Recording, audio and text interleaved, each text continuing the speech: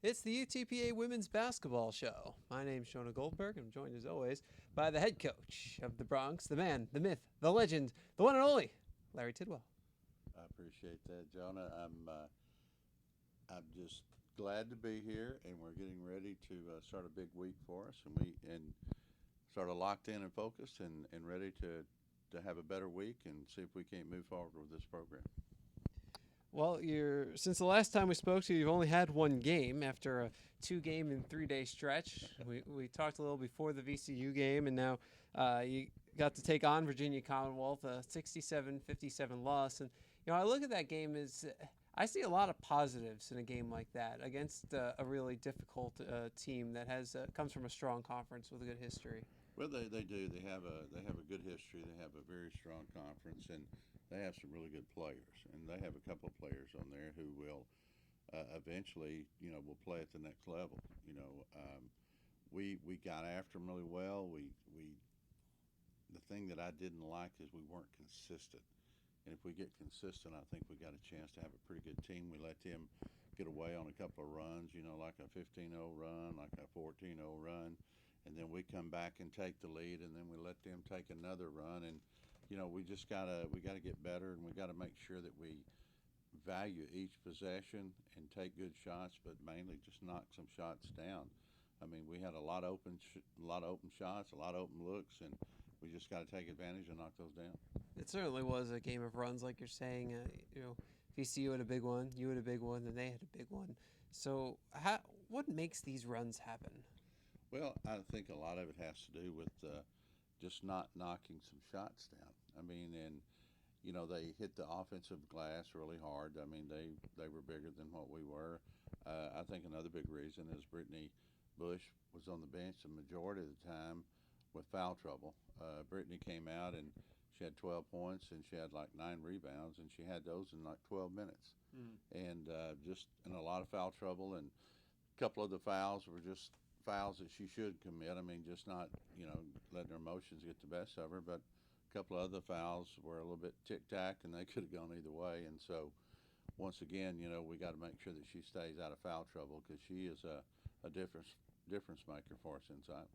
Yeah, I mean, the numbers she put up in 12 minutes, you said it yourself, 12 points, 6 boards, 3 blocks, and a steal. Just imagine what she could have done in 36 minutes. Well, it's true. And, we had some other people step up. KK Boyd had a really nice game, and we continue to get nice play off the bench, and that's one thing that we're going to continue to do. We're going to be pretty deep off the bench, and we're going to keep running people in and out of there until I see some separation. And once that happens, like I said, I'll narrow it down. But going against upcoming opponent Norfolk State and Northern Iowa, both of those teams are deep. Both of those teams are athletic. So we're going to have to really be ready to compete at that level with those people. Would you prefer to have the smaller rotation, or is it good that you're able to go to all those different players? Well, I tell you, is I've done it a long time. If you get your rotation down to about 8 or 9, you get a little bit more consistent. And but right now, I'm just still trying to find the way of making sure that we've got the right ones out there. New program, new kids, 15 new kids out there, and so trying to give everybody a shot and see what they can do. But like I said, we got to tighten this up, because we got 2 games coming up. This weekend at the UTSA Thanksgiving tournament. Following the weekend, we're at Houston Baptist. We're at A&M Corpus, and then we're off for finals, and then we go to TCU. So I've got 5 games in a row on the road, and so we've got to really tighten things up and make sure that we're taking care of business on both ends of the floor. And during that time, I'm hoping that I will see people emerge and take over more playing time, more roles, and just seeing this team evolve and seeing where we can take it. Yeah, you bring up the road trip, and that's going to be nearly a calendar month between home games at UT Arlington on December 18th. But until then, a lot of time on the road. What do you do to get through such a stretch? Well, a stretch, it'll be, it's just one of those things. I mean, it is what it is. It's a schedule that I inherited. And so those are things that I'm going to try to improve on our schedule next year, not playing on Tuesdays, not playing on Fridays. Those are pretty important high school nights in the Valley. but I'm going to try to make it consistent where we're not gone 5 games. You know, we may be gone a couple of games. We're back home for one, maybe back home for two, and I think as you get down to it, it gets down to players, it gets down to proper scheduling, and it gets down to coaching. And so you got to make all three of those groups work together if you want to have a successful program. Back at the VCU game, you mentioned Kaylin Boyd stepped up, had a strong game, 14 points, and Boyd, that's back-to-back season highs in scoring for her, and Boyd has added in 4 rebounds, 2 assists and a steal as well. And after those first 2 games, now these 2, you think she's starting to come on a little bit? Yes, she is. I mean, she shot with confidence, and she took good shots, and she had about 3 more shots, rim in and rim out, and she handled the ball pretty good. You know, again, sometimes I think she wants to force the square peg into the round hole or the round hole to the square peg, whatever, how that saying goes. But she's got to realize that every possession is valuable, and she did that this past time against VCU. And I just continue to look for her to get better. She's getting stronger. She's moving the ball up the floor the way I like to move it. And she's starting to separate at that point guard position. Brianna Sifford came in. I thought she played really well and gave you a nice shot in the arm. She tied the game, gave you the lead. Yes, she did. She came in, and she's really long. She's really athletic. She gets in the passing lanes. She'll D you up. And I mean to tell you, I really like the way that she plays. And she did. She came in and finished a layup. She made a really nice move to the middle on a jump shot that is the best. We really ran the ball screen all year long, and just made a lot of good things happen, and she'll get more playing time because, again, you know, she is exciting when she touches the floor because she is going to make something happen. During the run, early second half, you go into halftime, you're down 16. I mean, my goodness, how easy would it be for a team to just roll over and say, well, they got us. They're a really good team. And then over the first, 8 to 10 minutes of the second half, you scored all the 15 points to get within one, and then took the lead a couple minutes later. We did, and again, you know, you talk to them at halftime, and we discussed some things, and to be honest with you, I wasn't very pleased with the way that we finished the half. You know, again, as you bring people off the bench, the main thing they cannot do is they cannot turn it over, and plus 2, they cannot foul. You know, and we let them go to the free throw line. You know, if you look in the difference, they were 17 of 24 from the line. We were 7 of 12. 10-point difference, there's your ball game. And so we got to keep from fouling. We got to keep our hands off of people. They're calling the game different this year, and they're just going to call it really tight. So we got to use our heads a little bit, and we're going to see if as we get down the road again, as we get the players in I'm looking for, then I think we're going to be more consistent. And that's, you know, you can throw that back at me because I'm giving everybody a shot, but we got to get more consistent, and we're going to do that pretty quickly.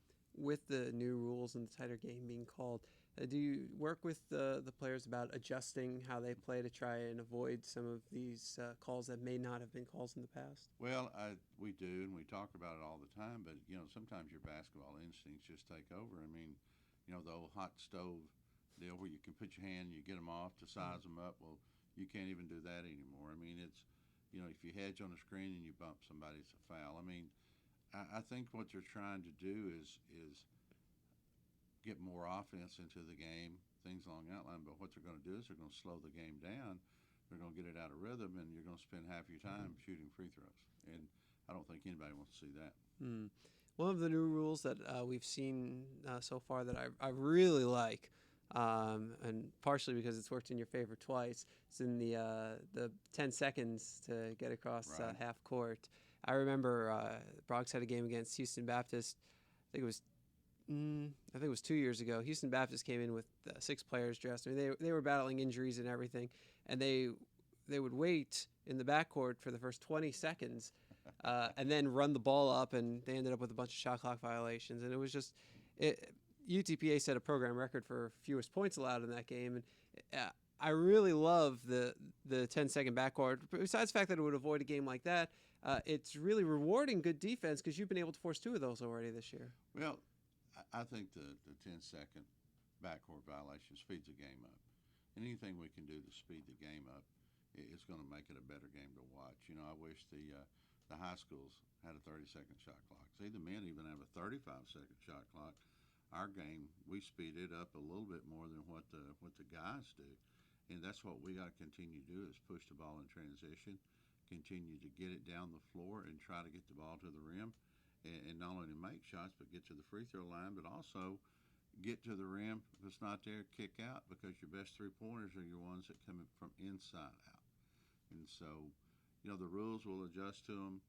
We just got to keep progressing and making this a situation of where we're going to shoot the ball better, we're going to run the ball better, we're going to defend better, and we're going to try to stay out of foul trouble.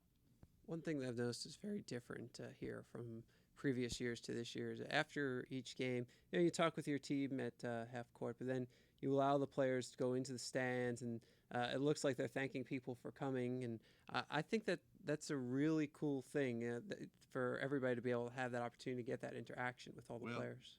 I've done that in the past. When I was at Lamar University, and our crowds went, they skyrocketed because people do want to relate with the players. We have a short 30-second meeting at half court. I say, hey, I'll see y'all inside at 10. That gives me time to do radio, gives me time to do broad country and interviews that, with the media that might be there. And then we go in and we talk about the game and things along that line. But I do want our players to be appreciative of fans coming out to the game, because we've had pretty good amounts at our game, and we need more. But we're going to continue to build that, and we build that too with what all we do in the community. And we're out in the community. We just did a clinic with the Vipers. We had a really good time. Took the team. We went to church at Marantha Church.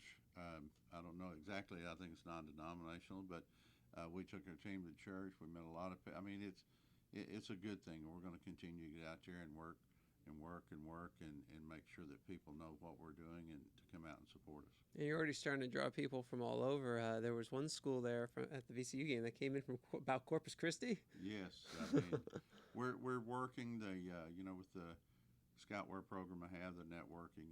We reach. I do a little deal called It's Game Time, and it goes out to over 8,000 people across not only the state of Texas but across the world, and it lets people know what we're doing at UTPA, specifically what you're doing with all the different things we have: Facebook, Twitter, Instagram. We've got it. Brock Country TV, which is outstanding. Our radio shows. We got the Bronx covered, and I'm just trying to get that out and share that with everybody because, again, we've got a really good product here, and I hope people come out and watch us.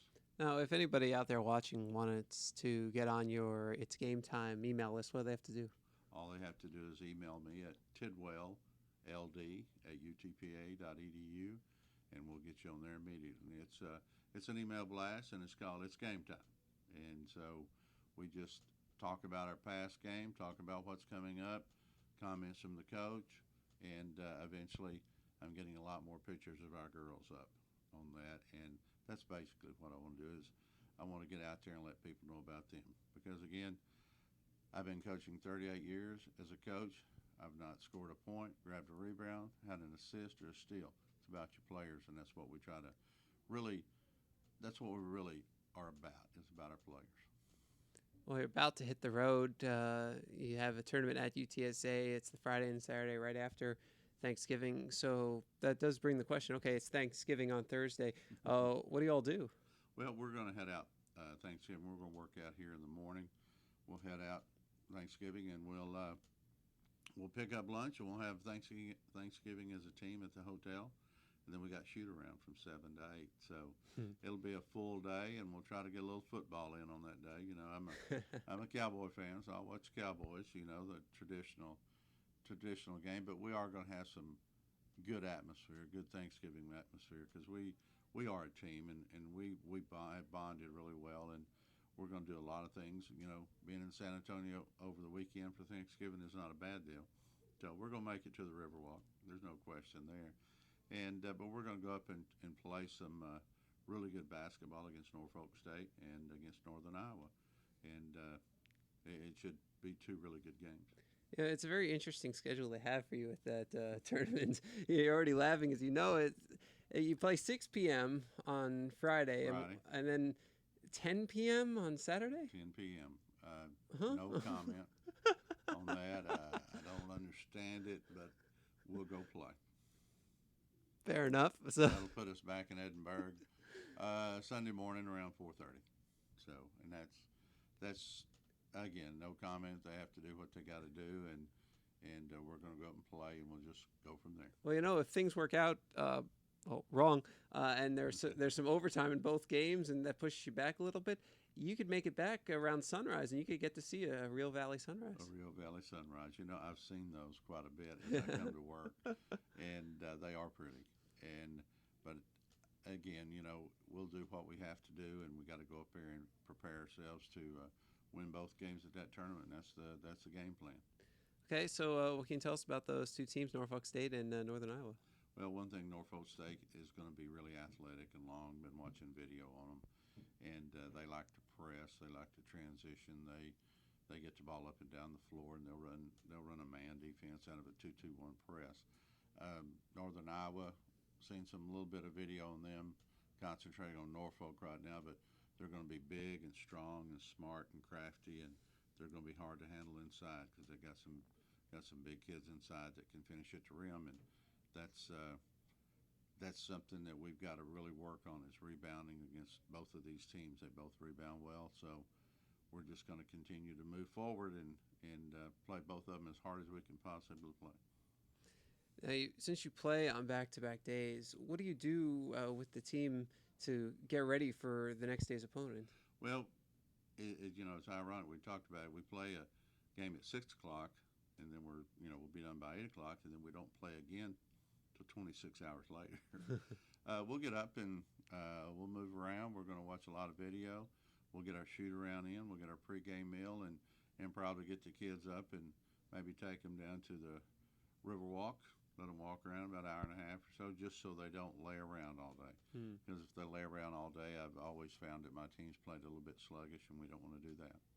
Yeah, and especially with that 10 o'clock start, it's tricky because you gotta. It's like what time is wake up call, and then you talk about pregame meal. Normally for like a 7 o'clock game, pregame meal is what, like 3 o'clock. 3 o'clock. Yeah. So 6 o'clock pregame meal. Hey, normal dinner time. Normal dinner time. So, but again, it's just like we talked about officials. We talked about our travel schedule. I mean, this is something you just make adjustments. That's what coaching and playing is all about, is making adjustments, and we got to do that, and we're going to see what happens. Yeah, and you'll have a chance to see the Northern Iowa in action against UTSA that first day, so you can go Get a little use that. in. You better believe it. You have the players watch it too? Oh, we'll see a little bit of it. Yeah, we'll get out there and see a little bit of it. But again, this is a good way to train your team for the conference tournament, because this is a way it's going to be at the conference, and it's true. You try to get ready, and you plan, and you look at what the big picture holds, and this is going to help us get ready for our conference tournament. And conference tournament's in a different time zone too. It's in Vegas, so I think that's Pacific time zone, right? I believe it is. Yeah. So a 10 o'clock but start I can't, for there. What goes on in Vegas, Jonah, stays in Vegas. We can't. So does that mean everything? So I can't broadcast the games? I guess we can do that. But it's the mountain. The WAC, the Western Athletic Conference, and the Mountain West. I mean, those are two conferences that a lot of people don't know about that have really great players in them. And the WAC conference, we've been following everything. The first couple of weeks of the season, and our conference is standing up well. I mean, we're playing a lot of hard teams, and that's what you like to see. Seattle, Idaho, New Mexico. I mean, they're playing some really tough teams, and that's where you're going to determine what kind of team you're going to have. Utah Valley State's playing a really tough schedule. UMKC, and Cal State Bakersfield's playing well, and it's just going to continue to get better, because I know from our aspect we're going to get better. And I think all the coaches that are in this conference are extremely hard workers, so we'll see where it stands. So at this point of the season, you're out there actually rooting for all the other teams in the conference to try and increase. Without question, because we want our conference to have an RPI, a pretty good ranking, and we're going to see, when I was in the Southland Conference last year, our ranking was around anywhere from 21 to 22, 23, which when I first went to that conference, it was about a 30, 31. and I think you have 33 conferences now, 32, and we want to see our conference get in that top 20, and that means that you've got a pretty good conference. And if you have it ranked up there, then there's a chance that if you have a really good year, there's a couple of teams that may get out of your conference to go to the NCAA tournament. That's what it's all about. Yeah, if you can get 2 teams in, then that opens up. Then you still have one that's going to the WNIT, so that's at least 3 postseason teams, And then maybe the WBO. Yeah. So anytime you can have 4 out of your conference, go to the postseason, that's a pretty good conference. Hey, we can only hope. Only hope. Only hope. Well, WAC season's still a little ways away, not till January 2nd when the Bronx host Grand Canyon here at the UTPA field. Dallas Grand Canyon is 4-0 right now. They are, and beat a nice Abilene Christian team last night or the night before, and so yeah, they're a legitimate program. I mean, they were Division II, but they were at the national tournament. So everybody in our conference has a chance to compete for that title, and we're certainly going to do our part. Well, that sounds like a plan. He's Larry Tidwell. He's the head coach of the UTPA women's basketball team. My name is Jonah Goldberg. Bronx are hitting the road for a little bit, but we'll tell you how they did next week on our next edition of the UTPA women's basketball show right here on 956sports.com.